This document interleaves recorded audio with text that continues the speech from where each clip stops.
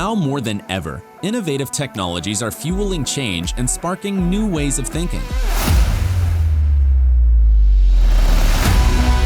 Collaboration between corporations and startups is key to staying at the forefront of these trends.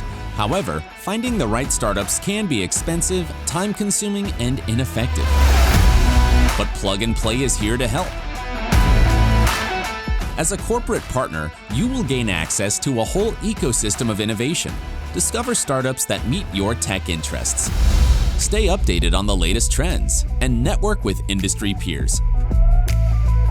We will help you during every stage of your innovation journey, no matter where you are and where you want to go. Get in touch today.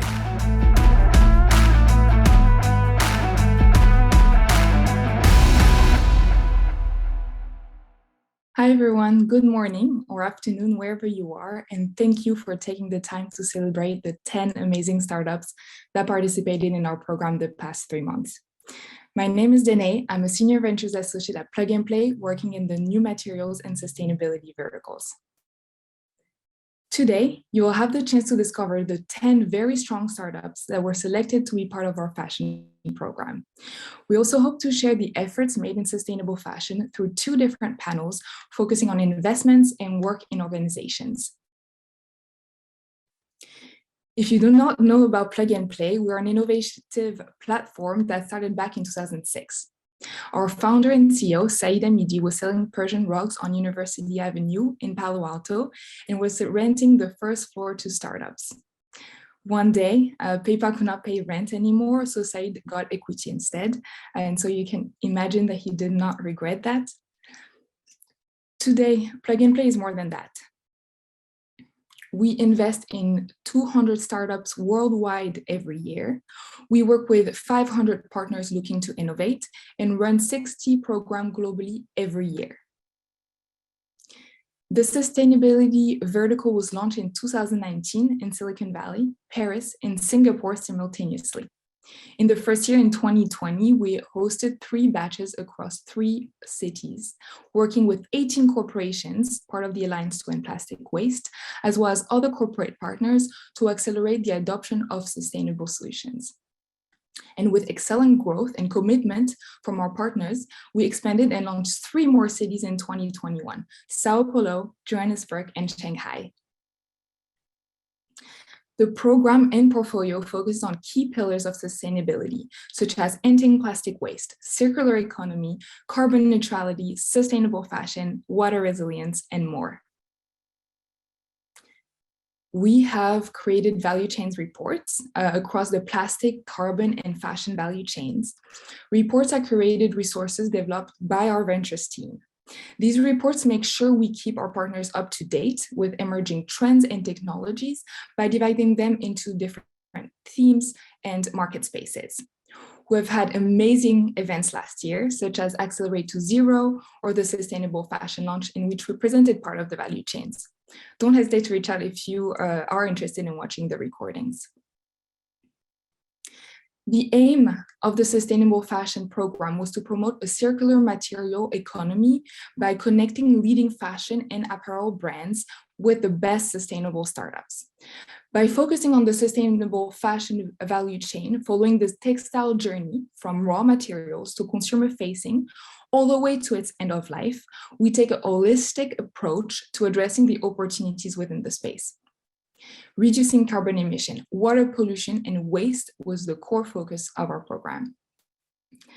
That being said, I want to pass it on to my colleague Alexandra, who will guide us through the textile journey. Alexandra has been key in developing this vertical with her background in material science and a keen understanding of the space. We have successfully reached our goal in establishing the first sustainable fashion cohort that we're very excited to share with you today. Alexandra, to you, and I hope you all enjoy. Thanks, Danae, and welcome everyone to our first Expo. I'm Alexandra. I'm a Ventures Associate at Plug and Play, also working in sustainability and new materials. Just a quick reminder before we get started, we will be launching polls after each startup pitch, and there won't be any Q&A, so please use that poll if you'd like to get connected with each startup. And with that, we can jump into the first startup, which is Rubi Laboratories. Rubi turns carbon emissions into carbon neutral cellulosic textiles for fashion brands with critical sustainability goals. Hi, I'm Nika Mashuf, and I'm co-founder and CEO of Rubi Laboratories. We turn carbon emissions into carbon negative textiles. My co-founder and I are twin sisters, and we consider this our life's work. We grew up in the fashion industry with our global family fashion brand, PB Stores, then went on to become scientists in materials engineering and bioengineering, always focused on climate and sustainability. And we've now teamed up to reinvent textile supply chains with a proprietary biomanufacturing technology that is inherently planet positive.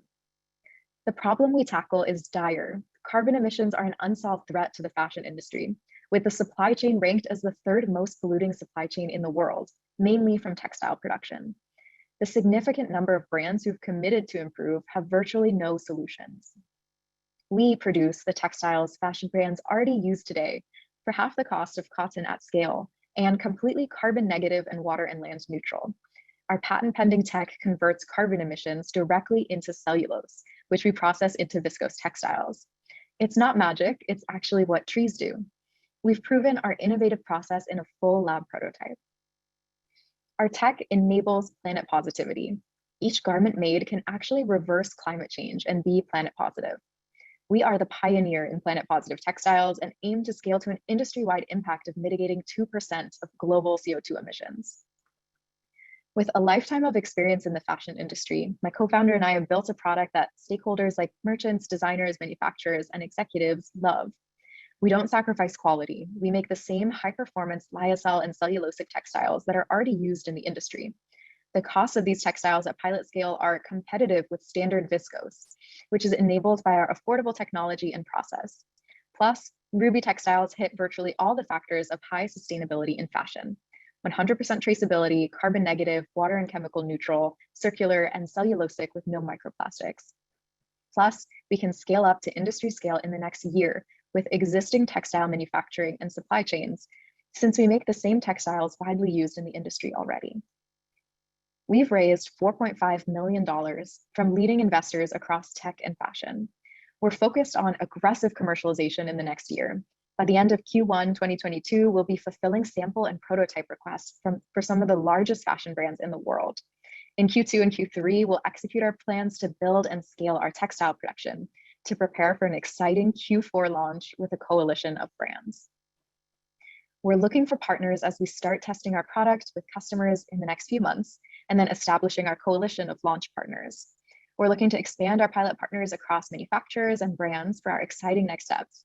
Please connect with me to learn more. Looking forward to working together on planet positive fashion. Thank you. Thanks, Nika. And here is the poll for everyone to answer. There are a couple of different options, so just pick the one that is most applicable for you. All right, and the next startup we'll hear from today is Tide Ocean Material. Tide upcycles 100% ocean-bound plastic waste without the use of chemicals or virgin plastic, transforming it into premium raw material for brands to use in new sustainable products. Hi, my name's Mark. I'm co-founder of Tide Ocean Material. We are the world's #1 label for ocean-bound plastic because we know how to transform trash into treasure. As you know, our world faces a huge problem and we have the solution. We are upcycling ocean-bound plastic waste so brands can use it for their new sustainable products. Our company was founded 2 years ago in Switzerland by Thomas Schorry, Professor Daniel Schwendemann and myself. As of today, our core team consists of 12 employees, including agents in the United States, Hong Kong and in Scandinavia. Last year, we opened a subsidiary in Thailand. This year, we will do the same in Mexico and in Ghana. We control the whole supply chain, from the collection of the plastic to the upcycling process. We consider Tide Ocean Material being the most trustful label for 100% ocean-bound plastic. Thanks to our partnership with Professor Schwendemann and his team at the Swiss University, we have the knowledge how to regenerate the damaged molecular chains in a clean mechanical process. We're going to license our knowledge and technology worldwide. We know how to bring back waste to virgin level and transform single-use plastic into a high-quality raw material for safe and durable goods. We are selling pellets, yarn and filament. Our Tide Ocean material can replace 100% virgin plastic, be it in cars, furniture, electronic devices, apparel or packaging. Our Tide Ocean material has been tested and approved for food grade, and we have been certified by Control Union with the GRS, the Global Recycled Standard, and the RCS. Here you see a few examples of products made of our Tide Ocean material. So far, more than 30 brands have launched products made of our material. For instance, Tom Ford, Tommy Jeans, Carnival Cruise Lines, Emporio Armani, Samsung or Fossil Group. This year we're going to process 600 tons, next year 800, the following 1,000, and so on and so on. It is our ultimate goal to take 2% of plastic out of the ocean. We have just closed a bridge financing round and are supported by the Swiss government. We are expanding to meet the rising demand. We are mainly looking for brands and for strategic partners. So thanks for your attention and let's collaborate. Thanks, Mark. And here is the poll for Tide if you'd like to be connected with them. The next startup that will be joining us is Dimpora. Dimpora develops eco-friendly functional membranes for the outdoor textile industry. Hello, everyone, and welcome. I am Nina from Dimpora. Today, I will present to you how we are solving one of the most pressing problems in the field of waterproof breathable textiles. At Dimpora, we are developing sustainable performance membranes with the goal to provide alternatives to the conventional fluorinated products. We have a portfolio of membranes which are free from PTFE and PFCs, but also from other harmful chemicals. The membranes come with many more advantages, as for example, a solvent-free production process, but also a wide range of possible base polymers, including biodegradable and recycled materials, which facilitates the production of recyclable monomaterial garments. Finally, our membranes are also very versatile and they can be applied directly to 3D products to create seamless garments. The Dimpora technology is based on a template removal process, which results in these very breathable microporous structures on the top picture. The technology allows us to regulate the number of pores and hence also to adapt the performance of the membrane, meaning the breathability or the waterproofing. In the bottom part of this slide, you can see our 3 product lines. We distinguish between the polyurethane-based EcoPure membrane, the solvent-free SANE membrane, and the 3D membrane. We collaborate with our partners through either conventional sales of membranes and laminates or through joint development projects. We sold our membranes to more than 30 outdoor brands already, and we are currently working on 6 joint development projects. We are very happy to have been part of different challenges and accelerators in the past few years. 2 highlights were definitely the H&M Global Change Award, which we won in 2019, as well as the recent closing of our seed round. Before I end this presentation, I would like to introduce you to the Dimpora team, which currently consists of 10 people, including our 2 co-founders, a corporate team, and an R&D team of 4 people. If you think this could be something for you, then please reach out. Thanks a lot. Here is the poll if you would like to connect with Nina and the Dimpora team. Next up, we have Matter. Matter is developing scalable solutions to stop the flow of microfibers from getting into the ocean. So for every 500 t-shirts made, 1 of these t-shirts will be lost in microplastic during the manufacture. Hello and welcome, my name is Adam Root and I'm the founder and CEO of Matter. Matter is a microplastic technology company. What that means is we focus on the capture, the harvesting and the recycling of microplastic. And we know the textiles industry as a whole is having a huge change towards sustainability. us as a company are focusing on what that looks like from a long-term vision. So myself and my team have been working for the last 3.5 years on some technology which is designed to capture microplastic. We've worked on a number of different technologies and we've developed 7 patents that are out and a number of patents that are following that allow us to capture microplastic different to what currently exists. So the normal way of filtration uses filters which get clogged up with material and then they get disposed of. Now you might throw away 180 grams of plastic to capture 6 grams of microplastic. And for us, that was never sustainable. So we've developed the technology and we've started applying this technology to real world solutions. So this first product that's hitting the market is called Gulp. It's a microplastic filter which is designed to fit any washing machine in any environment. And this technology is quite revolutionary because it's designed to be able to capture the material without disposable parts. The really exciting thing is once you have that material, you can then do something with it. So it's pushing towards a circular economy, which is really a big part of our mission. So we're partnering with textiles manufacturers which have huge targets for sustainability, and we're helping them capture their lost t-shirt. So please come and have a look at what we've got going on. I want to take you a little bit behind the curtain and introduce you to some of the members of my team. So the guys here have been working relentlessly for years on how you develop technology that is sustainable and scalable. And we're now at the point where we're capturing that from our partners. So what we're looking for is textiles manufacturers that have abilities to control and change their supply chain and the connections to the producers of the textiles themselves. So through the dye house process and through the manufacturing of the t-shirts themselves and other garments, you're going to be able to capture this new material that's going to be a waste stream currently. If you think this could be you, please give us a little shout out on the poll and say you want to connect, and we'd love to find out more about what you're working on. Thank you. Thanks so much, Adam and the Matter team. As you said in the video, if you'd like to connect with them, please use the poll and we will record that. The next startup we're hearing from today is Adetexs. The Adetexs team has been able to develop a state-of-the-art technology by integrating electronic functionality into textiles without compromising the required textile characteristics.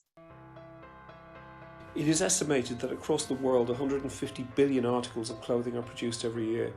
However, the textile industry has one of the poorest recycling rates of any reusable materials, with only 15% being recycled or reused.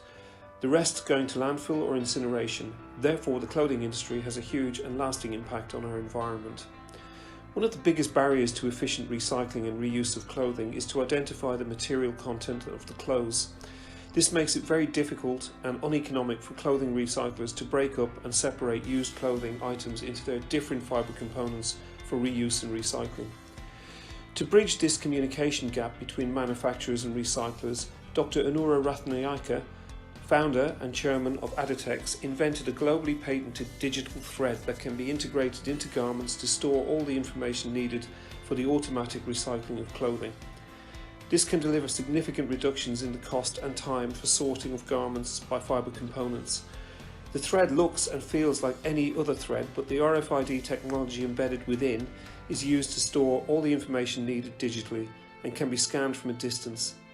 The RFID thread can be inserted discreetly into any garment, is invisible to the consumer, and can withstand multiple washing cycles to provide a lifetime digital passport for the garment. The thread can unlock the transition to a circular system in which the materials can be perpetually recycled and reused. RFID thread can help resolve the challenges faced by the fashion industry compared with traditional barcodes and conventional RFID tags. The lifetime digital passport unlocks benefits such as faster stock monitoring and returns processing, counterfeit and theft control, improved customer experience and more efficient recycling. RFID thread has been recognised globally, winning numerous awards as a truly disruptive and transformative technology, with some of the world's biggest retailers and brands carrying out successful pilots and trials. It is projected that the RFID market will grow 400% in the 10 years from 2014, with 70% of global retailers planning to adopt the technology, presenting opportunities throughout the fashion and clothing supply chain. No existing competitor product has the capacity to transform the market due to the features and properties RFID thread contains. So in summary, RFID thread is a unique, award-winning, patented and globally recognized technology with the potential to deliver meaningful change. Backed up by a senior team of experienced professionals, RFID thread is positioned to deliver significant financial growth over the next 5 years, providing an exciting and profitable opportunity for potential investors.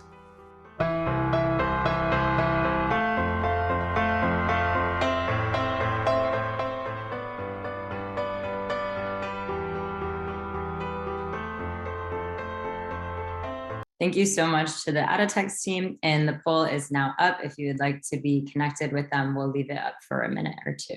That wraps up the first half of our startup pitches. Now we will welcome back Danae, who is joined by Closed Loop Partners and Alante Capital to discuss investing in the sustainable fashion space.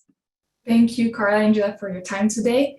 Carla, you're the founder and managing partner at Alante Capital, and Julia, you specialize in the fashion industry at Closed Loop Partners, two very known capital firm, very exciting in sustainable fashion. And I'll let introduce yourself first. Maybe Carla, do you want to start? Sure. Thanks, Danae. It's great to be here. Big fan of Plug and Play. My name is Carla Mora, as you said, and I'm the founding managing partner of Alante Capital. I work alongside Leslie Harwell, my other partner. And Alante is an early stage VC fund that is investing in innovative technologies that address climate change and enable a resilient, sustainable, circular future for the fashion industry. And we really specialize in looking behind the industry. So we don't invest in any brands at all, but look at kind of how things are made, designed, reach the customer, how are they used, how do we increase that utility, all the way down to how do we then collect, recycle, and get it back into the system. So that's our specialty, and yeah, that's me. Thank you. Awesome, and I'll jump in. Hi, my name is Julia Viner. I'm an investment analyst at Closed Loop Partners. And for those of you who aren't familiar with Closed Loop Partners, Closed Loop is a hybrid investment firm and innovation center focused on development of circular economy across a number of different sectors and asset classes on that asset management group. And so we started as early as seed and pre-seed and seed venture capital through to growth equity, private equity, and project finance. For this conversation today, focusing on investments in the fashion sector, which is my specialty at the firm, we actually look at fashion at two levels today. So that early pre-seed and seed stage venture fund, as well as a growth equity fund that targets businesses a little bit further along in their commercialization journey, that are around a venture B, venture C, and kind of the way that companies kind of differentiate between those two funds is really their readiness to scale and meet the needs of the greater apparel industry. And similar to what Carla mentioned, we also like to think of the fashion strategy across the entire supply chain, starting as early as design ideation through to advanced material innovation, transparency technologies, re-commerce innovations that can span repair, recapture, and renew of final goods. And we also look at advanced recycling technologies. And I guess one part that would be a little bit different than what Alante is tackling is we also do invest in B2C companies. And so really looking at companies that have circularity at the core DNA of what they're building that can really shift consumer behaviors to a more sustainable and equitable model within the apparel industry. And thank you for having me here today. Forgot to start that off, but really admire what Plug and Play is building in the circular fashion space, and looking forward to today's conversation. Thank you so much, Julia. And maybe on that, I'll pass on to Carla if you want to dig a little bit deeper into your investment thesis as well. Sure. So as I was mentioning, we take this circular approach to our strategy and kind of how that turns out. We do look at design from that stage. I had a really cool call today with a founder that is building kind of an alternative for LCAs, so that when brands are thinking about the sustainability of their products, they can think about it at the supply or at the design stage and actually kind of build in decision-making tools to reach their sustainability footprint within their economic limitations. It's a really exciting one. So we kind of start there, and then we look at once something is going to be in design, how can we innovate at every touch point? And there's so many opportunities. It's actually why I chose fashion as the industry we wanted. I had been working in food and ag, but fashion is just complex and opaque, and therefore so many opportunities to improve. So we look at new materials. We invested in Mango Materials, which is a biopolymer PHA to make a biodegradable alternative to polyester. Super exciting company. We invested along with a couple brands into that and are working on the R&D and go-to-market strategy with them now. And then we look at dyes, have a call with a dye company today I'm super excited about.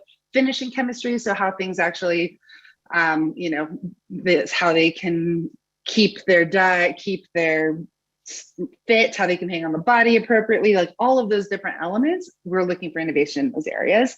And then once something is done and made, we're looking at how can it reach the customer. And that's a lot of what we're seeing right now is how are customers thinking about purchasing decisions around their product, whether it's online or in store, and what are the customizable approaches that are coming up. We're looking at fit tech. We invest in a company, FitMatch, that does fit tech in what we thought was a much more exciting way than a lot of the companies that we've been seeing to date. And they're really looking at the sizing of the product itself from a SKU level and being able to match that better to your personal avatar, your body, so that we can decrease returns. Returns is a part of the industry that is, you know, got a huge negative impact. So much of the clothes that are made and returned don't even go back into circulation. So we're thinking about how do we address that through better purchasing decisions while collecting data to understand how to be sourcing and planning for future collections in a way that better matches the customer. So we're not just having to bargain, put it all down into sales and ultimately burn unsold inventory. So we think about kind of that touch point of the customer and sales as a strategy that touches sustainability across a lot of different avenues. And then once it's in circulation, rental, resale, we invested in a company called Treat that enables peer-to-peer resale for brands. So a brand can have their own operated site through this third-party platform that lets us, you know, resell our product directly to others that want it, and they don't have to hold the inventory. That's Treat. We also invested in a company called Flip. That's tools for resellers, which is a lot of women-owned kind of micro businesses. It's like the hustler economy, and it's starting to grow rapidly. And it's really exciting that this tool is helping them kind of build their businesses, hire more people. So that's Flip. And then after something's in circulation, as long as possible, you know, we look at refurbishment models, haven't invested in any to date for a couple of reasons, but excited by them. We want to see products in circulation as long as possible. And once they aren't, we look at recycling. What's needed to enable that end of the circle for the circular economy. So it's even beyond the recycling technology, which we invested in Circ, but how do we actually collect, prepare, sort, and get that product ready to be able to be recycled. So I think that's really more example of our thesis. And we invest in the pre-seed, seed, Series A through our first fund now, and we're really excited. There's a lot of really early stage innovation happening right now. That's super exciting. Thank you so much. That's super interesting. And maybe Juliet, is there anything that you want to add on the investment thesis of closed loop? Sure. Yeah. I mean, Carla, I think you hit the nail on the head. There's so many exciting innovations kind of touching every point of a product's life cycle in the apparel industry. I think other areas that we're excited about, I would say the digital fashion space generally is really accelerating with conversation around Web 3.0 and metaverse. And we've been, you know, spending a lot of time developing theses around what does digital fashion mean and what role does it play in developing circular economy. And I think there's a lot of exciting innovation happening in the space. And I get really encouraged to see innovators thinking about the applications for circularity and sustainability and feel more and more encouraged every single day. I think to Carla's point on so many innovations in the material science space, whether it's dyes or fiber or finishing, we're actually invested in an algae company based in Israel called Algaeing, formerly Alga Life. For those of you who know, Renana early on in her journey, and this material is an alternative to cotton. And I think, you know, she takes on a really interesting approach to material innovation, showing that algae is a platform technology. It's not only applicable to fiber, but it can actually span innovations in finishing and in dyes and even further beyond that, which we're excited to see kind of how Renata continues to evolve Algene's thesis for material science. And I think, Carla, again, you hit the nail on the head with so many of those innovations in the re-commerce space. I'm excited to hear about your investments in Treat and Flip. We're also invested in several businesses in the space. And I think, as many reports can point to and research can point to, this space is only heating up, and there's a big opportunity to scale circular innovation through re-commerce models, whether it's resale, peer-to-peer resale, or brand-owned resale. I think there's a lot of interesting opportunities there. We're also really excited about the opportunity for the rental category and this idea of how do we increase product utilization over time. I think there's some really staggering statistics out there that I think would blow your mind when you consider the amount of clothing we hold in our closets and how quickly those products end up going to landfill without really actually having an extensive use of life. And so thinking about how do we not only keep products in circulation, but really get utilization out of those products while they exist. And so really excited about that. I can also speak a little bit about one of our investments in that B2C space that I think is really exciting, called 4 Days, that really has kind of transformed the way circular fashion operates in a direct-to-consumer model. And they're able to, it essentially operates on like a library card. You purchase a product, it's saved into this wallet of sorts. And when you're finished with that product, you can send it back, and the company collects it, recycles it, and gives you a discount to make future purchases of similar products. And I think it's a way to encourage a new behavior set for circular shopping and keeping products in play and materials in play for extended periods of time. So really excited. And I think much, much more to come. This is an exciting space that's really only heating up. And, hopefully in the future, Carla, you and I will have the opportunity to co-invest on some deals together and bring, some more exciting innovations to scale. I'm sure we will. Ton out there. Ton out there, yeah. Definitely. And you mentioned, it is early stage. Most of the time it is quite new. Overall, also sustainability and fashion is something we've thought about for quite a while, but investing in it has been again new. What would you say then is the ideal stage of a startup for you to invest? Should I take that? Yeah, I'll jump in on this one. Yeah, no problem. So the ideal stage, I guess it depends on where we're considering investment. If we're looking at that early stage vehicle, that pre-seed and seed stage vehicle, we're really looking at companies that are high on innovation. They don't necessarily need to have kind of a proven use case or proven source of revenue to date, but are really, solving large challenges related to circularity, have validated what their initial product market fit is, and, see a big opportunity to scale up circular innovation. And I think on the growth equity side, we think about companies in a bit of a different way. Those are companies, as I mentioned, a bit further along in their commercialization journey. And so, these are companies that have proven pilots, stable tech, stable science. They're not kind of at the lab or in the early piloting stage where they're still trying to determine whether this technology works. They've really proven it out and are now looking for an infusion of capital to scale up to meet the needs of large brands and retailers in the industry in order to close the gap for sustainability and circularity. So I think kind of those two levels are most ideal to date, and excited to see kind of over time how Closed Loop Partners' thesis for fashion and circularity continues to evolve. I think as these companies continue to grow from C to Series A to B to C and beyond, there's a huge opportunity to follow companies through their life cycle and support them with capital in unique ways. Thank you. Carla, is there anything that you'd like to add? Sure. I mean, pretty similar. Our first fund is the early stage fund. So we really come in at the seed and pre-seed stage. We do some Series A. When we started working on the fund, we thought we would initially be coming in at the Series A stage and then some seed stage investments, more later stage.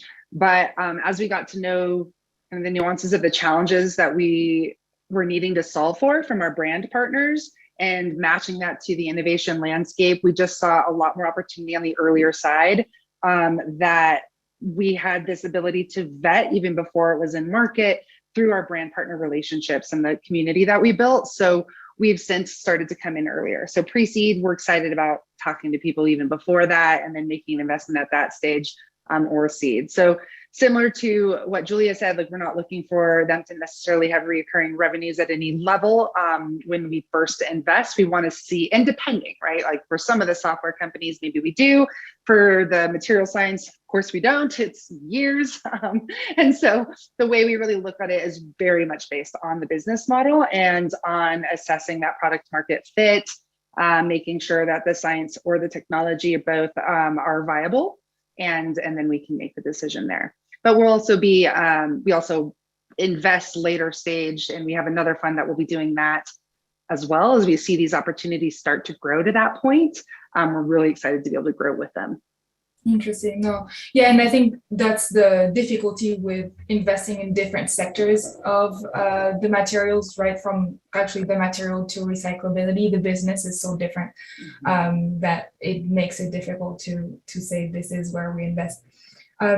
Carla, so you were one of the first firm investing in sustainable fashion specifically.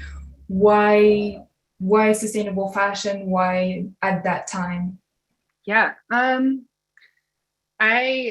background, I've always been super passionate about supply chain reform and thinking about how do we innovate industries so that the way that we consume our products and get our products and how our products are made can just be less extractive and be more regenerative, sustainable. So initially that was my passion. I was looking at agriculture. I worked in development for about a decade before I moved into finance. Then I worked in impact investing and social entrepreneurship for the first half of my finance career until I moved into venture.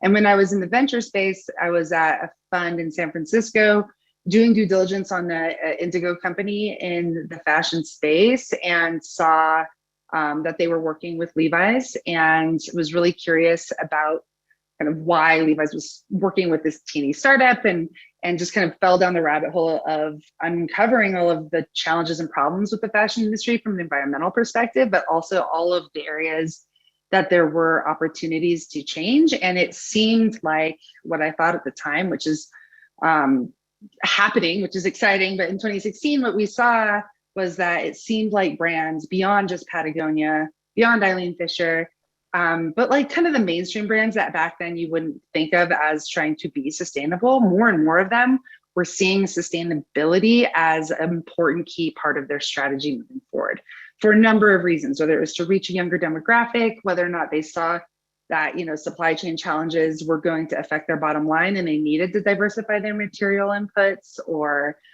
start to think about how they can nearshore or produce on demand, or figuring out kind of the inefficiencies. So being able to tie sustainability with the inefficiencies in the fashion industry to be able to still have it be profitable. Like I saw kind of all of these things coming together. Spent about a year trying to convince myself to not start a fund in this because it's hard to be a startup founder of an investment fund. And after a year of really just focusing entirely on this as an issue, couldn't make the case not to do it. It just seemed like it was a really big opportunity, really exciting way to solve problems. And I hope that it still goes in the direction that it's headed, which is really intersecting innovation with sustainability. No, definitely. And I think before that, we were missing investment in the space for startups and new technologies to grow. And I think that's what Closed Loop Partners was doing too. And that's why they wanted Julia to really focus on that. So maybe Julia, is there a specific reason that you wanted to focus on sustainable fashion? Is there a reason why you're specializing in that today? Sure. Yeah. I mean, it's really interesting. My background is very different than Carla's. I come from the fashion industry. I studied at the Fashion Institute of Technology. I spent, several years before joining Closed Loop in the operational side of the industry, getting to know the ins and outs of the supply chain of, e-commerce, of merchandising, and really getting familiar with how the industry operates as a whole. And I think during my studies, I began to see sort of like negligence in the industry for really, holding themselves accountable for their environmental and social impact. And, I kind of got into this rabbit hole, as Carla mentioned, as well. And it led me down a path that ultimately allowed me to decide that this is where I want to focus all of my attention. I want to understand from the brands and the suppliers kind of what are the biggest challenges in adopting circular or sustainable innovation. Kind of what is it about consumer behavior and the neurological and psychological consumption behaviors that have evolved over the last 10 to 20 years? Why has that evolved in the way that it has, and what role can sustainability and circularity play in reversing that or changing the way that consumers think about obtaining product and consuming product and utilizing product? And so, I spent a little bit of time doing my own kind of research as a student, and then working in several internship positions and full-time positions, and got really excited about the space. And I think at the time that I discovered Closed Loop Partners, no one was really talking about it from the investor lens. And I got really encouraged when I met Managing Director Caroline Brown, who came from the operational side of the industry as well, who was able to really articulate some of those challenges she saw from the C-suite, and understanding how early stage innovation is one step in evolving the industry towards more sustainable practices. There has to be catalytic capital at every stage of a company's journey in order to scale innovation up to meet the needs of these large brands that Carla had mentioned. And I just got really excited about the vision. And I think what Closed Loop Partners was building in the CPG space and in the packaging space was fascinating. And there was a really unique business case being developed for how to, bring stakeholders in the CPG space to the table, who are making investments in infrastructure, in material innovation, in, reverse logistics, and all of these different pieces of circularity that are required in order to scale up and scale those innovations. And so really taking that blueprint of CPG and thinking about how do we take this and implement it into the fashion space, and how do we bring stakeholders to the table to invest in innovation and come together to collaborate in consortia and solve for these challenges together rather than apart. And so I think Closed Loop Partners' approach in that way was really unique, and it excited me to join them kind of early on in my own career. And I think fashion has, fashion innovation specific to circularity has just catapulted. I mean, it's insane how much innovation is out there today. And I'm sure there's lots of entrepreneurs watching as well who, feel really passionate about their innovation scaling sustainable and circular solutions. So it's been an incredible kind of experience getting to know those entrepreneurs and sitting on this side of the table.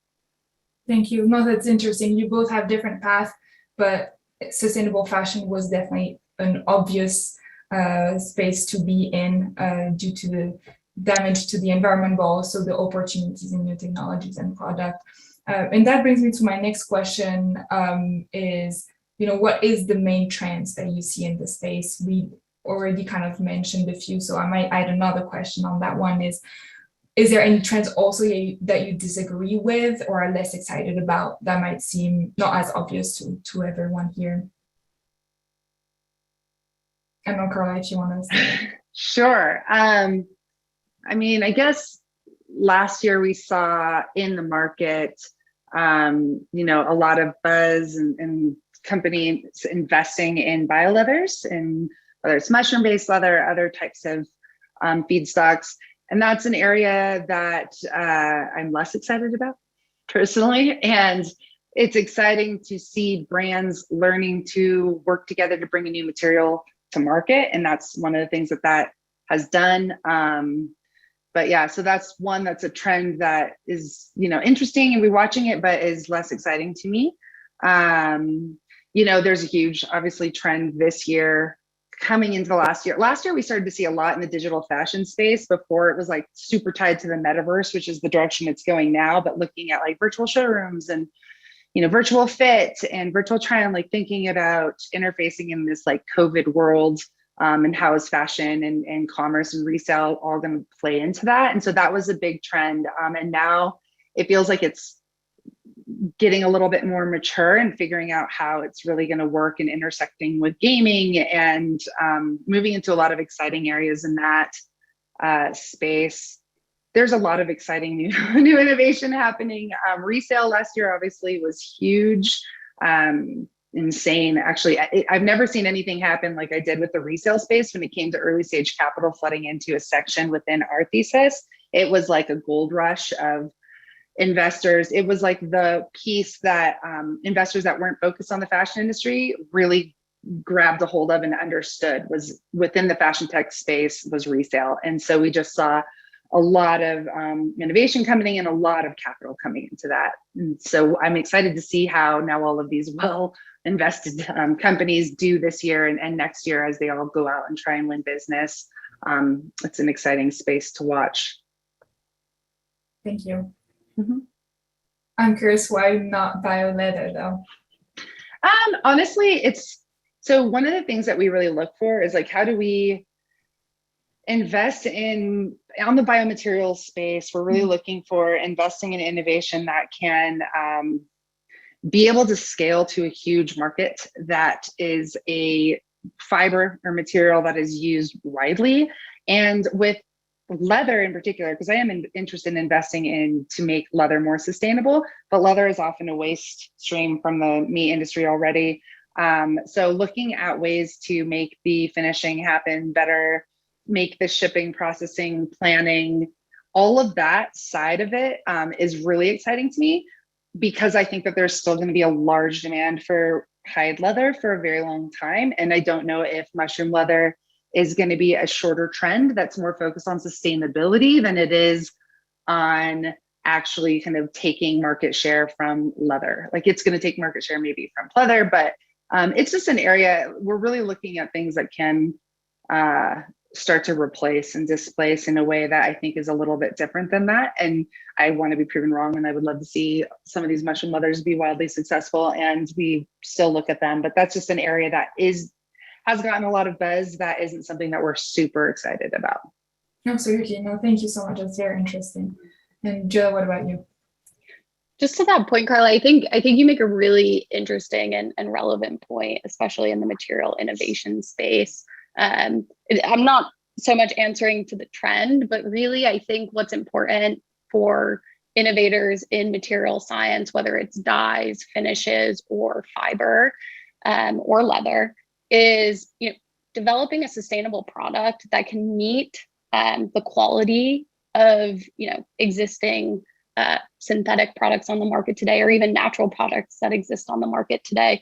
And not only having your value proposition be, I'm a more sustainable alternative to what exists, but also, I've actually developed a superior product that can, perform or stretch or, maintain durability for the same, if not longer periods of time than some of the materials that are on the market, or, finishes and dyes that are on the market today. And I think from my research in the space, it's been really interesting to see innovators who not only are, developing sustainable alternatives, but alternatives that actually have higher performance qualities than some of the, traditional materials that exist.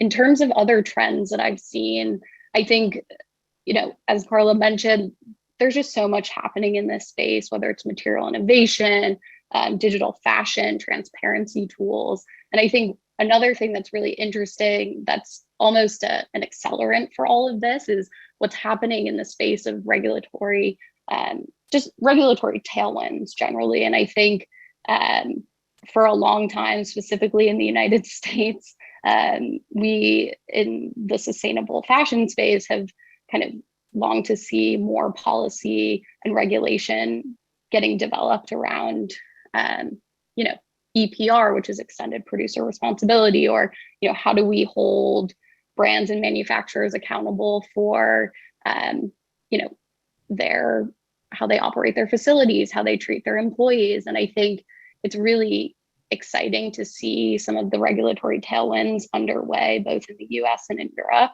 that will only have a meaningful and positive impact on how innovation develops in this space. And, you know, I think it's a huge opportunity for innovators to position themselves to brands, to retailers, to manufacturers as a solution that will allow them to mitigate risks in their supply chain as these regulations take hold. And so, not that I see that as a trend, more of a, you know, inevitable shift in the way that we carry out better business. But I'm really excited to see the influence that regulation will have on adoption of circular solutions. Absolutely. And they want it fast. And I think that's why startups are going to be key in the progress of sustainable fashion, is many of them already have goals, you know, for 2025, 2030. They won't be able to achieve it as fast as if they just welcome in one of the technology from a startup or a product of a startup. So yeah, no, absolutely. We're getting close on time, and I just want to ask one last question when it comes to the difficulty about investing in sustainable fashion and the fashion industry overall. And maybe in that, is there anything you would like to say to startups or partners, therefore, in that space that could potentially, not partners, sorry, corporations or your partners that could potentially help with that as well? Sure, I can start. There's a ton of challenges in investing in sustainable apparel. It's one of the reasons why we took kind of a single industry approach to start, is so that we can really understand the nuance of all of those challenges.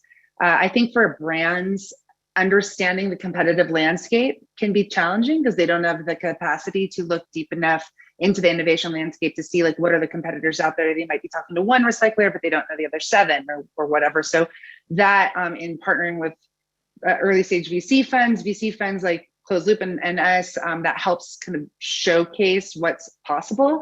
And I think one of the challenges often is for brands and the opportunities for them to improve is knowing where to get involved with a startup. Like, are they great for R&D? Are they going to be the go-to-market partner? Are they going to just provide offtake agreements and be a scale-up partner? There's a lot of different ways to involve that can fit the brand's capacity and alignment. So getting to learn and understanding that nuance is really key. And I think in terms of scaling, one of the things we've seen from our startups that are at that stage is something as simple as a non-binding letter of intent to purchase, or a offtake agreement for the material side. That just unlocks so much capital, whether it's a later stage VC round or project finance. That's critical to be able to bring a lot of this stuff to be commercialized.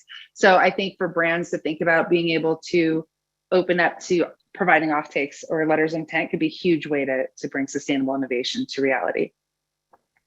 Thank you, absolutely. Mm-hmm. Yeah, I would add, and I think to that point, it's, you know, the entrepreneurs benefit so much, obviously, from offtakes and letters of intent, but also these brands are mentors to these entrepreneurs. They allow them to understand the industry in which they're operating in. And so, you know, they allow them to understand what is the existing infrastructure that, you know, my technology needs to retrofit to in order to scale up and meet the needs of, you know, these multi-million, billion-dollar companies. And I think those partnerships that, you know, investors are able to help entrepreneurs build with these brand partners, it's remarkable. It's truly unique, and I think it's important when thinking about how do you scale innovation. Absolutely. Thank you. Julia, Carla, thank you so much again for your time. This has been super helpful and very interesting. So I hope we helped a lot of the people listening today. And I hope to be in touch soon. Great. Thanks for having us. Danae. Thanks again, Julia and Carla. And we've launched a poll. If you would like to connect with either of them, please say so through the poll. And now we'll jump right back into startup pitches, starting with SXD. SXD intelligently turns leftover waste fabric into 100% zero waste clothing designs that look better and cost 55% less.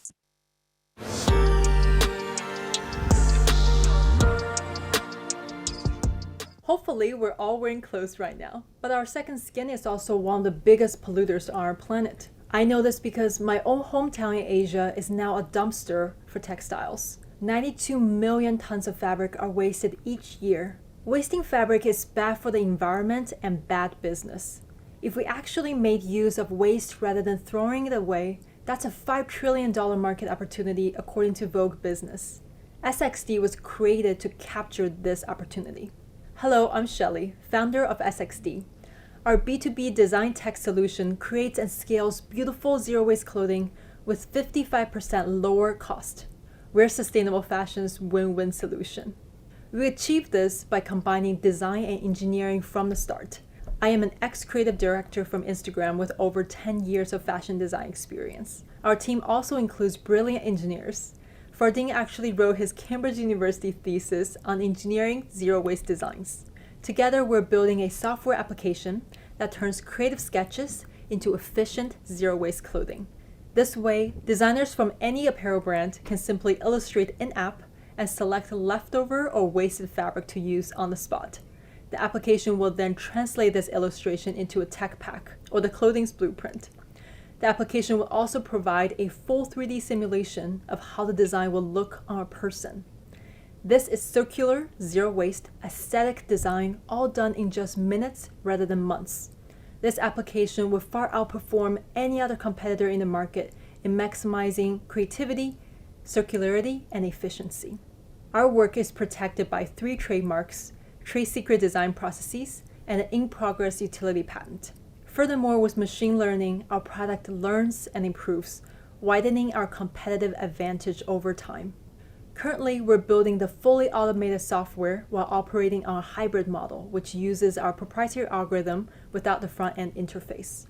And I'm proud to say that even our hybrid product has gained traction among the top players in the industry. Since joining the program, we have secured 2 more partnerships with $250 to $500 million brands. In our recent partnership, we used cut less leftover organic cotton and our algorithm to generate a zero-waste hoodie that has serious wow factor and consumed 25% less fabric. If all hoodies were made our way, we would have saved enough fabric to wrap around the earth 3 times and save the industry $600 million in material cost. Cutlass sees this potential. They just decided to expand our partnership into a full zero-waste line.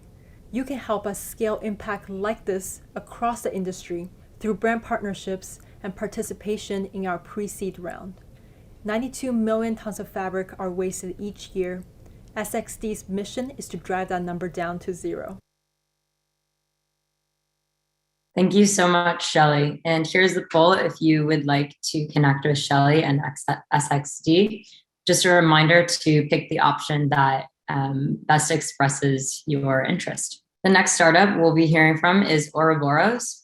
Auroboros is bridging the gap between luxury and the metaverse as the first fashion house to create simultaneously for both physical and digital worlds. Hi, my name is Elisa and I'm the co-founder of Auroboros. I take care of all the visual communication and the tech side of things. Hi, I'm Paula, also the co-founder of Auroboros. I create the assets as the designer for Auroboros. And here today, we will be presenting, of course, our brand, the defining luxury fashion house of the metaverse, and how and why we present a unique opportunity at this very moment in time. With our launch at London Fashion Week, we made history. Not only were we the first brand to showcase a digital ready-to-wear line at an international fashion week, we also had 2.5 million global users in just 3 days. Where does this come from? We noticed growing up that there were absolutely no luxury brands in the metaverse. When playing games, when watching sci-fi VFX films, there was no one such as Chanel in the physical world that represented digital luxury. When users spend billions every day on their digital footprints through their avatars or art, some people spending up to 70 million on single collectible items, how is it that the metaverse is still so undefined in its luxury? We are here to completely change that by bringing all of the benefits of luxury fashion to the world of the metaverse. We are here for the 1 in 10 global user who purchases solely for the sake of wearing that outfit for social media. We are here for the 69% of global gamers who purchase in-game purely on skins and cosmetics. The luxury fashion market is worth $1.3 trillion, from which we span across the physical and the digital side. We target the two traditional concepts of status and ownership, with our NFT model mirroring the success of Supreme drop culture and its secondary sales, as well as the physical redemption side, which goes for high value with limited edition pieces comparable to the Birkin bag, and our interlinking NFT membership model, with a tiered system appealing to a community-led audience and a gamified experience. We are changing the narrative of the future and making it utopian, understanding the fashion market and the exact demand better than anyone with our unique expertise and background of luxury, coming from this generation of gamers and social media enthusiasts. Fashion industry's downfall in unsustainable production and lack of innovation can now be solved by going digital. Our designs are fully engaging so that the users are interested in interacting with our product on long term. Here you can see the Omni product moving from retail on avatar, swiftly then going to social media and optimization for gaming. We grow and scale alongside our strategic partners and influential customers. Our goal is to have as many integrations of Auroboros design to increase the brand awareness and build that luxury credibility through the fields of gaming, fashion, art, crypto, and luxury at large. We are experts in the field and dictate the transition between the real world and the digital experiences, previously working for Chanel, Amazon Studios, and leading fashion publications such as Vogue and Days Media. Our extensive list of influential advisors have on board a head of innovation at Epic Games, Alexander McQueen, Farfetch, and HoloLens. We are now looking to expand our ever-growing talented team. We are seeking $750,000 to cover 12 months of our runway, where the funds will be deployed to scale up our team and create more product. Moving beyond the initial hype, we are preparing today what will be a multi-trillion-dollar economy. Music and art industry has now been successfully digitalized, and fashion is next. So invest in the future now. And thank you. Thank you so much to the Ouroboros team. And here's the poll. If you could please take a second to let us know if you'd like to be connected. The next startup joining us today is Better Packaging. Better Packaging develops the world's most sustainable packaging solutions that consider the complete life cycle impact of a product, from raw material sourcing through end-of-life disposal. I'm Bex, and I'm one of the co-founders of the Better Packaging Co. We're on a mission to reduce the environmental impact of packaging. After 2 years of extensive design and research, we launched Better Packaging in March of 2018 and began selling a home compostable courier satchel. Our first run sold out within 2 weeks, so we doubled it, and that sold out within weeks, and we've been hanging on for dear life ever since. We have sold over 60 million bags in less than 3 years and diverted over 1,000 tonnes of waste. Our products will break down in a home compost after 180 days, but are still as tough, durable and waterproof as the plastic ones they're replacing, which means our customers' processes don't change. These days, we have some of the world's most iconic brands using our packaging. They range from large global brands like DHL, L'Oreal and Cartier to small Etsy sellers you've never heard of. But across the board, brands are desperate for ways to improve the sustainability of their supply chains, and we make it super easy for them. Our customers and their customers post about our products on social media. We joke we've become the first Insta-worthy courier satchel. We have grown 200% year on year for the last 3 years and are on track to double our growth this year. And we've received $2.1 million in investment to date to do it. Not only do we want to create a waste-free world, but we're striving to create a better way of working together that is underpinned by our core values. We have built a scalable, tech-powered integrated platform which has enabled us to provide packaging to over 20,000 customers in 50 countries. We have 2 distribution models, our Better Packaging range sold via our e-commerce website in units of 20 or more, and direct, custom branded, sold to larger merchants. Our customers are courier companies, fashion merchants and e-commerce merchants. Mr. Zimmy, a women's fashion brand, started by ordering courier bags from us, our website, in March of 2019, and they've made 65 orders since. They now order compoly bags, compost tape, barcode labels, courier labels, and more. Mr. Zimmy's suppliers in China order the compoly bags directly from our website, from our supplier portal, and are delivered into China.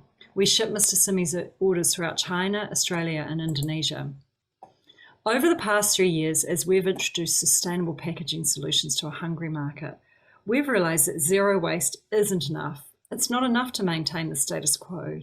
We need solutions that improve the state of the environment while also doing their job.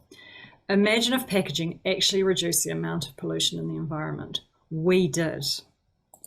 By bringing together a number of proprietary concepts and technology, we have discovered a way to do exactly that and have created the first social impact, waste negative packaging.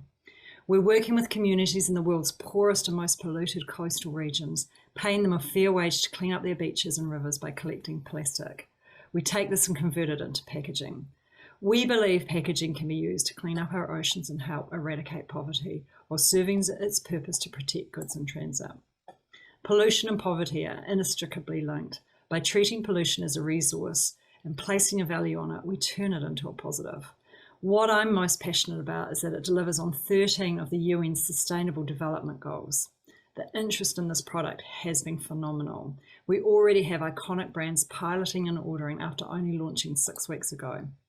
We're not stopping there. We have a number of technologies we are piloting. We're capturing carbon dioxide. We're looking into making traditional plastics biodegradable and more.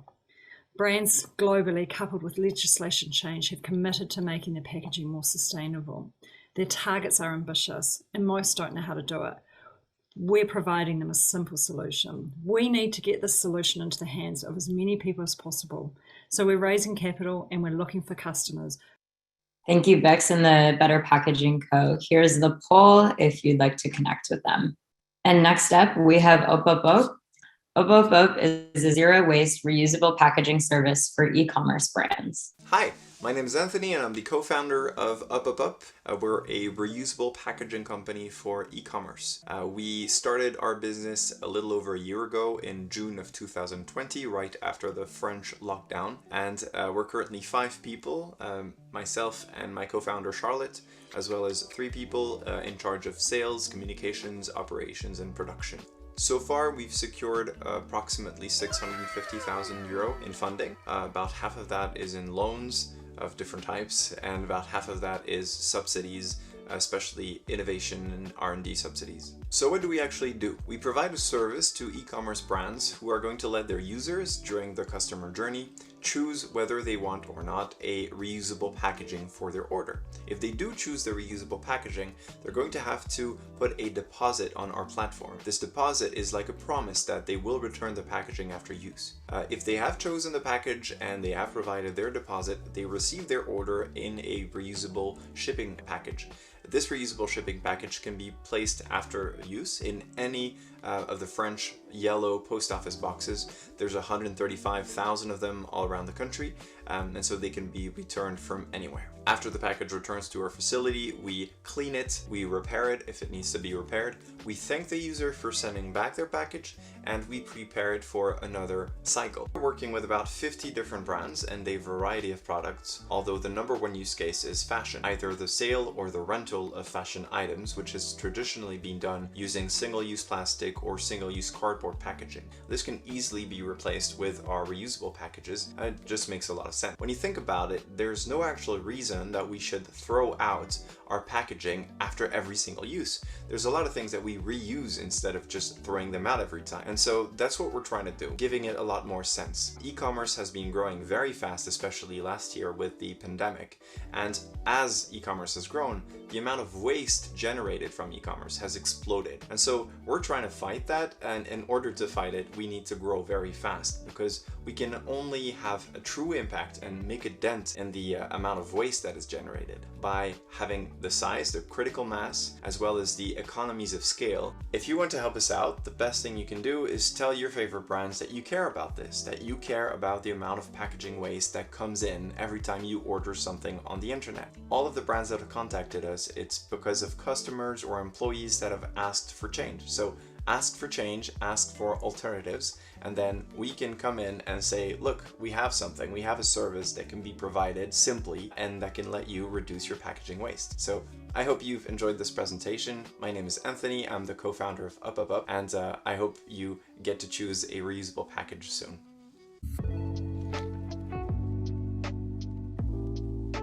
Thank you, Anthony, and please let us know if you would like to connect with their team through the poll. Our final startup of the day is Phoenxt. Phoenxt has a vision to create a circular economy ecosystem where we can enable waste fiber regeneration, tracking, trading, and production. Did your parent ever take you with them to work? For me, I was a 7-year-old mushroom-haired child walking the ins and out of the sweatshop factory. No, I wasn't that child labor though, but I learned a lot from my mom because she was a fashion buyer. At such a young age, I was exposed and drawn to be impactful to this industry because I have seen the wastefulness. And I believe I have the right power to fix this issue with Phoenxt because I envision the world of textile waste turned into circular economy value. We are currently producing 80 million tons of fiber that actually goes to landfill and incinerator. If we can recycle and circulate this waste, we are tapping into a $1 trillion market. But COVID-19 has made climate change much more pressing. Waste created in dye, print, and off-cut table have become a more serious issue, and if we fail to adopt the circularity, we will fall behind. Hence, we develop a proprietary process which can take the blended and single fiber at once without the need of extensive fiber sorting. We chemically treat, wash, and separate them, and once our technology is at scale, we have simpler sorting integration to save money and time. Right now, our technology has been piloting with hearing, PVH, target, and lab costs. We know traditional recycling methods tend to downgrade the quality of fiber and unable to separate the fiber. Now with our technology, we're able to maintain the similar quality and potentially recover more than 90% of polyester and 70% of cellulosic fiber. But where we're at is just the beginning. In 3 to 5 years, we envision ourselves to expand other fiber separations and enlarging our recycled product offerings to medical and non-woven applications. Alongside to this, we look to build a software solutions to help businesses to trace and track the textile movement, incentivizing them to trade their waste back to us. Our key technology differentiator are fiber agnostic sorting, chemical and water recycling, making our technology easier to implement into your supply chain. We're currently experiencing 129% growth with 9 additional customers, and we're launching our patent right now. We are funded 100K prior to this program. We are closing 43K from angels with 4 additional A-grade investors doing due diligence with us now. We are raising 2.7 million, and they will be used for this show in 5 areas and the list of R&D projects as our key milestone to achieve from this funding. About our team, we are a group of passionate business, scientific, and law individuals from reputable university with lots of industrial experience. Hence, if you have any textile waste problem, we have the inner capabilities and know-how to complete research projects such as specialized coated fabric, giving you that strategic fit for your CSR goal. We're also backed by industry experts as our strategic advisors from different sectors. This is the perfect opportunity to get into circular economy today, and we are calling for interested corporate partners and investors to get in touch. We are just at the beginnings together. Thank you so much, Edwina. And if you'd like to connect with Phoenxt, please use the poll that is launched right now. That concludes all of our startup pitches for today. Thank you, everyone, all of the startups for joining. And now we'll jump over to our next panel, where I will be joined by a few nonprofits in the industry. Hi, everyone, and welcome to our second panel of the day. We're here with Sienna from Textile Exchange, Sydney from Material Innovation Initiative, and Baptiste from Policy Hub. Thank you all so much for joining, and we're so excited to have all of you today to talk about your work and insights on the progress of the space. So with that, I'll pass it over to each of you for introductions. Sydney, if you want to get started. Sure. So my name is Sydney Gladman. I'm the Chief Scientific Officer at the Material Innovation Initiative. I'm a material scientist by training. And what we do at MII is we're a nonprofit working to accelerate the development of sustainable alternatives to animal-derived materials. So materials such as leather, silk, wool, fur, down, and exotic skins. We do this by being sort of an ecosystem hub and builder. It's a very nascent industry. We're calling this the next gen materials industry, really working to provide resources, networking, and clarity to this new space so that we can see it grow and provide change that is so much needed. Thanks, Sydney. And now we'll pass it to Sienna. Hi, thank you so much for having me. My name's Sienna. I work at the Textile Exchange. We're a global nonprofit focused on Tier 4 production, so raw fiber and materials, really focused on the uptake of preferred fiber and materials and the acceleration of best practice across farmers, growers, brands, and manufacturers. And so we work in a lot of different ways, primarily focused around climate action with a holistic, interconnected focus and approach. So not just climate, but all of the interconnected sustainability issues, particularly water, soil health, and biodiversity. And we achieve this through a number of different ways, but particularly through industry tools, market research, and education, as well as convening opportunities. Thank you. And then Baptiste, if you want to go ahead. Yes, good morning, everybody. I'm Baptiste Carrière-Pradal. I'm the chair of the Policy Hub. The Policy Hub is a platform working with organizations such as Textile Exchange and others, which are all coming together to be able to harness all of the knowledge that the textile sector has been creating over the last 5-10 years, to be able to come with recommendation to policymakers to make sure that our industry can really become sustainable. So that's what we are doing, and that's what we keep doing for the many years to come as regulation are being put to our industry. Thanks, Baptiste. And with that, we can get started right away and jump into our first question. So Sienna, I'll pass it to you first. And what are some of the problems that you aim to solve in the fashion industry? Yeah, so as I mentioned, Textile Exchange is focused on raw fiber and material production. And we work in a lot of different ways. One of the main ways folks may interface with us is through certifications and standards. We have developed and own a number of industry standards for different fibers and materials, such as the Global Recycling Standard for recycled content, as well as the Responsible Wool Standard for wool. And we have a couple other animal fiber standards that kind of sit under our Responsible Animal Fiber framework. And then our work kind of has developed out over the years in different ways. One of the things that we've found is that there was no kind of current system to track progress in the industry and really kind of track it in different ways. So we put out a market report every year, which allows brands to understand kind of industry progress as a whole. And that's inclusive of industries beyond the textile and fashion industry, since we look at global market data. And then we look at more specific data for our industry by having our corporate fiber and materials benchmark. So that's really focused on providing a resource that brands can then report into to track their own progress. And for us kind of as an industry to understand how we're progressing along our goals, not only towards our 45% reduction goal by 2030 in alignment with the IPCC guidelines, as well as other sustainability goals around preferred fiber and materials. So those are honestly just a few of the things that we do.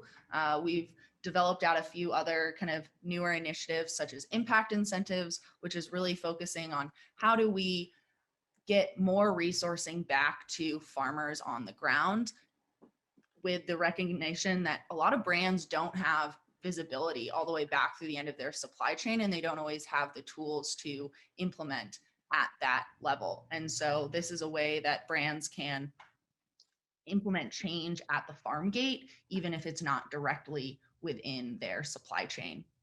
So a lot of different levers that we like to pull. We're looking more at regenerative agriculture right now, and as well as other kind of tools that we may be able to support within the data and technology side, in particular in relationship to our standards. So I'll leave it there because I could probably talk forever about all the different things we're doing, and I'll pass it along to someone else. Thanks. Or on the materials side too, Sydney, if you want to jump in with the same question. Sure. Yeah. So we also focus kind of on raw materials, but really in the kind of these innovative next gen materials space, and the people behind that. So that's, the innovators that are coming up with these new solutions, the investors that are working to, bring these companies forward, the brands that are seeking out these materials, the media who wants to know more about it. We really try to give, a holistic kind of understanding of this space. So we also provide reports. The Textile Exchange reports are amazing. Our reports are things like state of the industry in our subset, what we call the next gen materials industry. We just hired an environmental data scientist who's going to provide white paper analysis on needs in environmental data reporting and comparative analysis. And so we're kind of forming a consortium with various stakeholders in this space to better kind of understand the needs in both conducting LCAs, comparing LCA data, and getting that information out to the brands, consumers, and the masses. So that's really important because comparing an animal material to a synthetic material to a natural material is really difficult at this time, and we want to see if we can do a better job there.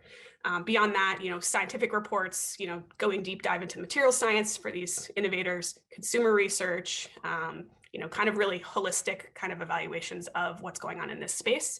And then we provide kind of some limited one-on-one services, a little bit of consulting, advice of what's going on in this new industry, just to try to be a guidebook in this space, because it's very nebulous at the moment. What is going on with, are they sustainable, quote unquote, is like the biggest question we get. When are they going to be at scale? Who can I buy? How do I buy them? So that's, we try to be kind of that, guiding force through this new and emerging industry. And we're a relatively small and new nonprofit compared to the other guys here on this panel, but we're really, pushing forward what we can accomplish in this space.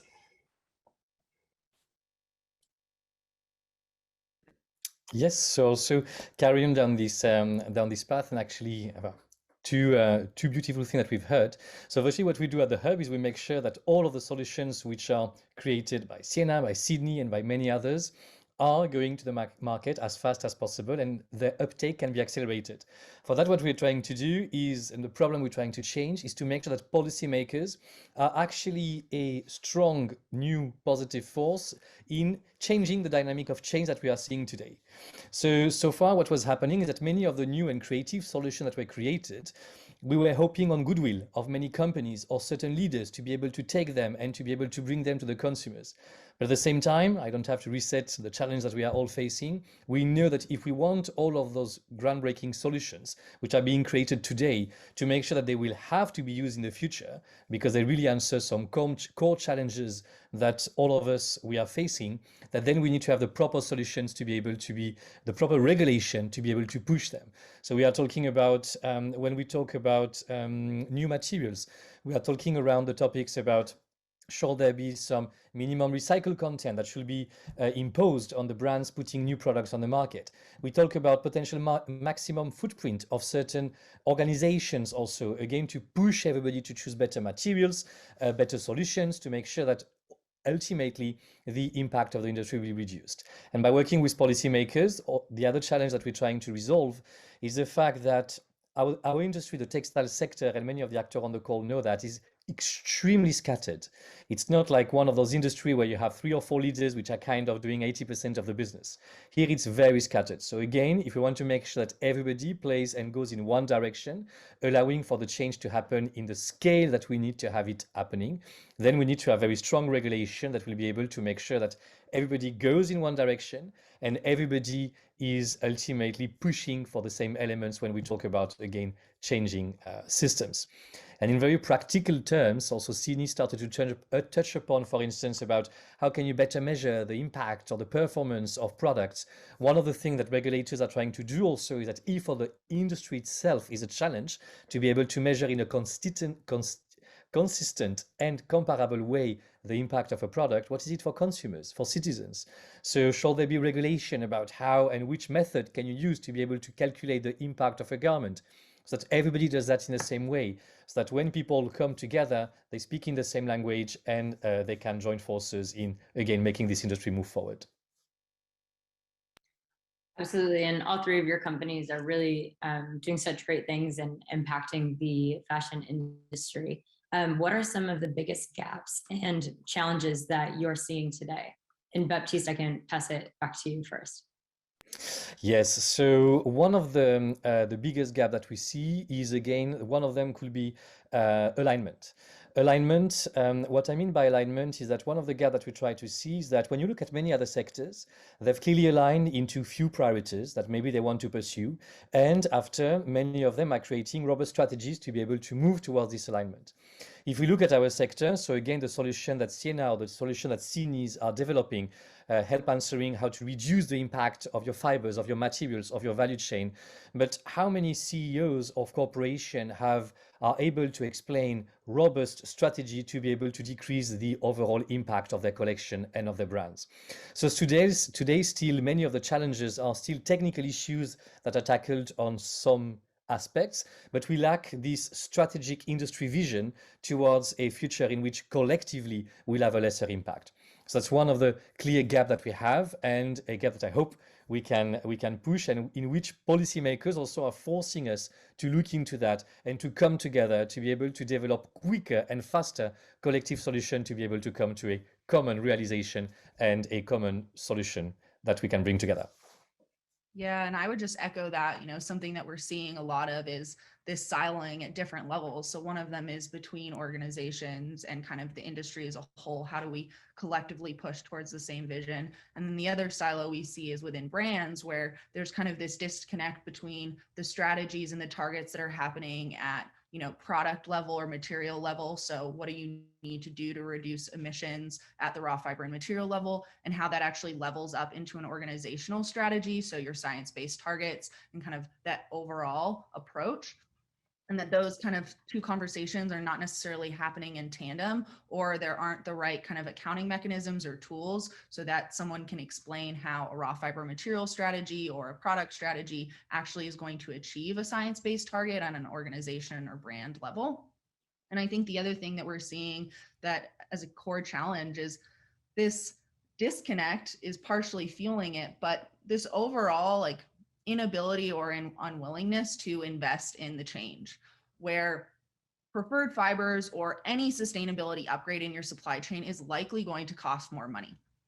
And that is an unpleasant reality when you're looking at a business sheet and you're trying to figure out how to implement something. But it is very challenging to expect that those changes are going to happen without some sort of investment. And I think the solution that we're seeing to this is realizing that this investment or this upfront cost is not absolute, that often these investments pay out down the road.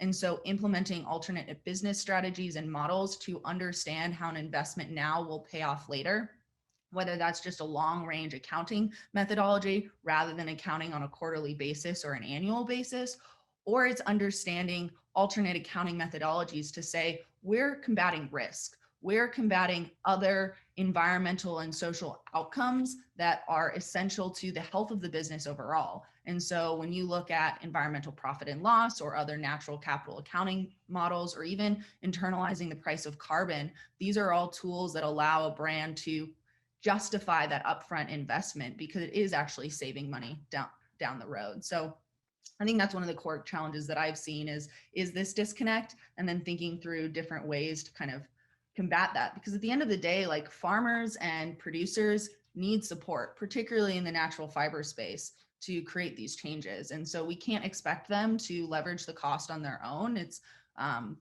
not fair because they don't have the capital that we do often in other parts of the industry to initiate that change. So how do we make sure that that capital gets to them so we as nonprofits or brands can see the change that we want to see in our supply chains? And just a small thing to add on, again, from more the material innovator, perspective, is meeting all the demands of industry is very difficult. And so the same things that have been said with investment being needed and patience, a little bit of that being needed. There's a big balance between meeting, price point demands, performance demands, sustainability goals. There's going to be a little bit of progress before perfection that we should expect. And sometimes brands need to be better educated on where their priorities lie, and that sometimes we don't want better to be the enemy of good, and that we want to see these innovations push forward. So supporting the people that even if they're at 98% of your goals, that's still a really big push from 0%, which may be the prior solution. So we really try to make sure that we educate people on understanding the difficulties in things like getting synthetics completely out of the equation, which is what some of the brands ask for. Sometimes to meet performance demands, you do need to have a little bit of those synthetics still in the mix, but what can you do to make the progress towards that 0% synthetic goal? We try to help kind of educate and understand that it's not going to go from 100% to 0. Maybe it's 100 to 50 to 0. So that challenge is really a big one. Thank you. And of course, kind of lack of capital and scalability are definitely two of the biggest challenges we hear about. This is unfortunately the last question as we're running low on time, but what are some solutions that you think can help fix those problems with scalability and help the industry progress? One of the challenge, again, by default working on policy, I would say that one of the solutions to be able to help with scalability is, again, also clear regulations. In some aspect, when we talk about, for instance, maybe technical, but waste, one clear issue is that if we want to have an ecosystem where there is the former goods which have been used are properly collected, are properly sorted, are properly recycled in a way that can be reintegrated into new garments, you need to have a massive infrastructure that can take care of that in a completely harmonized way. And you can have such an infrastructure requiring immense funding to come to life only if regulations clearly push in one direction in one similar way. So I see that coming up, harmonized regulation, starting in EU. I know there is similar conversation happening in the States and other countries, so that ultimately the infrastructure can also follow a general move of the industry. So we see all of those things starting to emerge, but many work still needs to happen. From our side, I'd say, one of the big things we need is more involvement from the stakeholders. So for example, brands are used to, being given a catalog of raw material choices, picking them, giving their order, moving on. But things are really changing.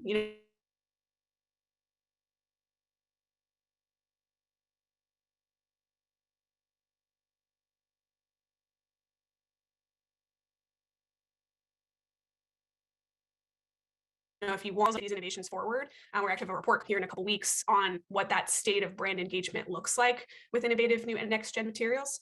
And it's a lot more than you think, but we still need more.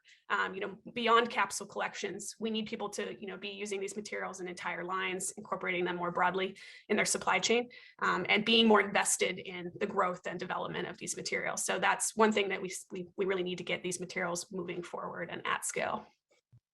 So I already mentioned the alternate accounting methodologies, and I think I would pull on what Sydney said in the sense that, when we're looking at more kind of established materials, particularly, I'll say again, the natural fibers, it's how do you actually have conversations with the supply chain? So again, building those relationships, putting in the work, if you're looking at investing in something like regenerative, then that's going to require more hands-on work and ideally having direct conversations with the farmers and the farm groups. And that's a really good way to help kind of support a more equitable and just approach to this work and understanding the true challenges that are happening in the supply chain. And there are lots of different initiatives and programs out there that kind of interface and support working with farmers more directly.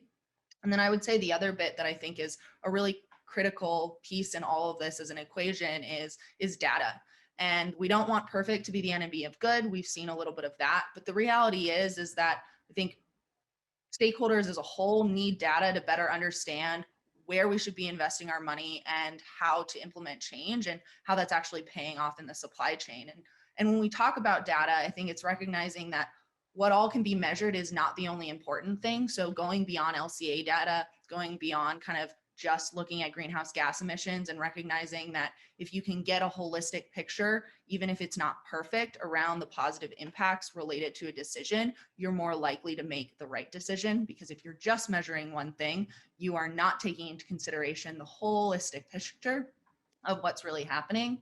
And the other part, which is something that the Policy Hub is supporting through PEF work, is that this data needs to be done in a consistent manner, and that if we don't have comparable data, then it's almost as good as useless sometimes. So really being cognizant of investing the money and having the right conversations with different stakeholders to make sure that the data you're collecting is in a format that's actually usable and comparable.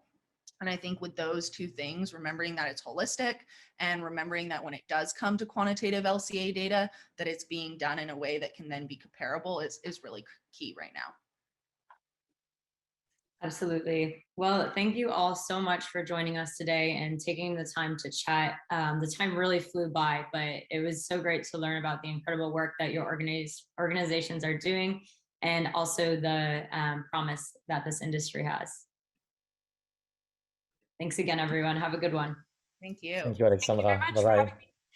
Thank you again to all of our panelists for talking with us and sharing your insights. We already launched the poll to connect with these panelists, but if you missed it, please reach out and let us know if you would like to get in touch with Baptiste, Sienna, or Sydney. And thank you again to all of the startups, panelists, and attendees who tuned in today. Please reach out to Danae or I if you would like to learn more about this program or be connected with anyone who you saw. We're happy to answer any questions and look forward to being in touch. Have a great rest of your day.